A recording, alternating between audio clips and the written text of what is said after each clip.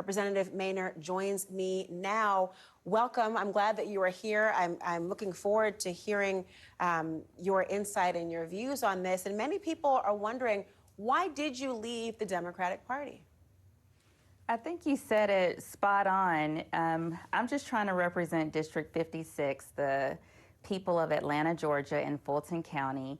And as a former Democrat, it was quite difficult to get things done if you have groups of people continuously and relentlessly trying to stop every single move I did for my community. I could give you a plethora of examples, but along the way, I got things done anyway, really because of the help of my Republican counterparts. And I'm appreciative of them as well as my community. There have been issues in terms of police funding and prosecutorial discretion, issues of school choice. I know that you have been at odds with many Democrats in the General Assembly. But one of the questions people have is if you feel as though the Democratic Party was not supportive of you and your colleagues not supportive of you, why choose to go Republican as opposed to, say, independent? I understand that as recently as last year, you said you would never switch parties. What changed to go Republican rather than independent? So in Georgia, it's not really easy to be an independent. Last year, or at the last election, I got about 20,000 votes. To be independent, you have to get thousands of signatures to even be on the ballot. So it really is impractical to be an independent in Georgia. Well, given that, does it sound like, are you truly a Republican now, or it was just politically expedient to be that now then, based on that? So when I came into office, I came in as a Democrat. I've been a Democrat my entire life. That's all I knew. It wasn't until becoming a policymaker, actually looking at the policy, digging into the fine details, that many people said, okay, you're actually not a Democrat, you are a centrist or you are a moderate. As a layperson, had no idea that that was such a thing. And now I am still a moderate and still a centrist, but just on the Republican side.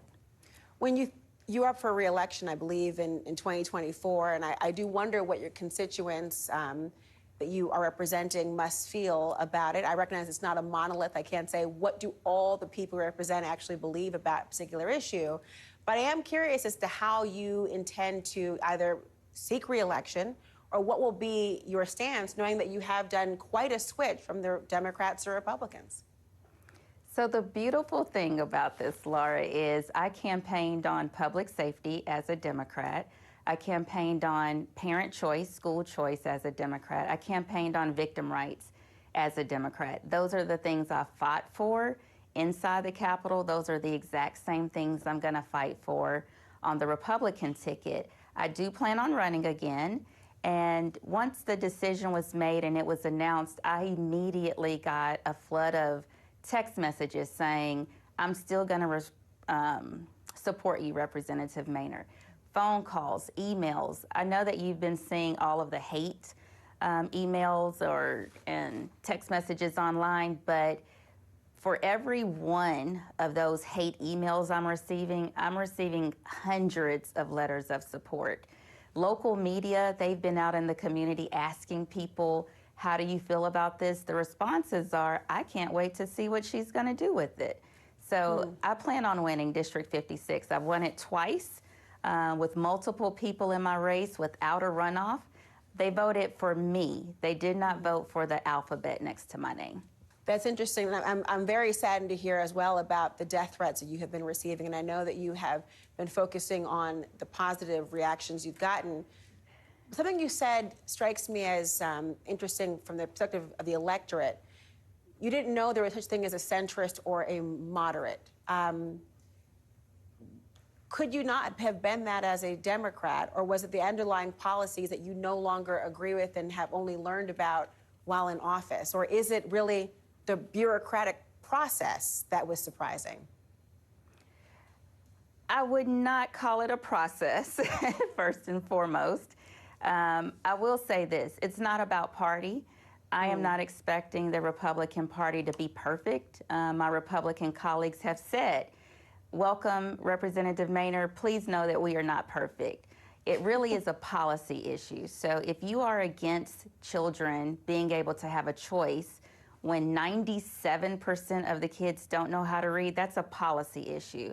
If you want to defund the police, that's a policy issue. If you want to put prosecutors or systems above families that are seeking justice, that's a policy issue. So once my colleagues started putting up $1,000 checks on social media for anybody to run against me, I did some self-reflection. Self-reflection said, okay, why is this happening? It's a policy issue.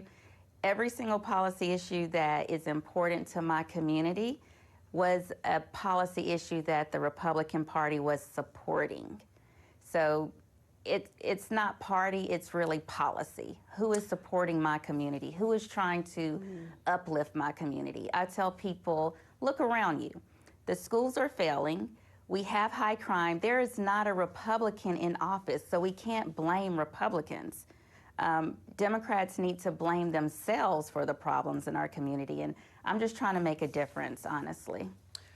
It certainly is your choice and how you want to run, and your constituents' choice on who they want to lead. There's a Republican majority already in your assembly. This widens that particular gap. But final question, now that you are a Republican, the head of your party happens to be the former president, Donald Trump, at least in a de facto sense. Do you support his bid for the White House? I would say Governor Brian Kemp is the head of our Republican Party. I'm in Georgia, and former President Donald Trump is not in office right now, so I'm going to have to disagree with you on that one.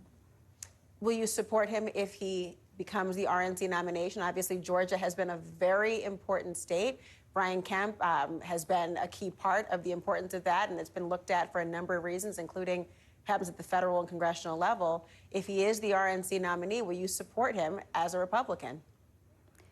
I would say that there are 12 candidates. I have been in office for 2 seconds as a Republican. I have not looked at any of the candidates extensively because I was a former Democrat, so I was looking at what is President Biden doing. So ask me again, invite me back in a few months if you want to ask that particular question. It'll be the same one. Thank you for joining us today, State Representative Mesha Mainor. Thank you for joining us. Thank you. Representative Mesha Mainor joins us now. Representative, terrific to see you. This hate and cruelty, it exemplifies the reason that you left the Democrat Party. Because again, silence is accepting the unacceptable. And that's why you switched parties.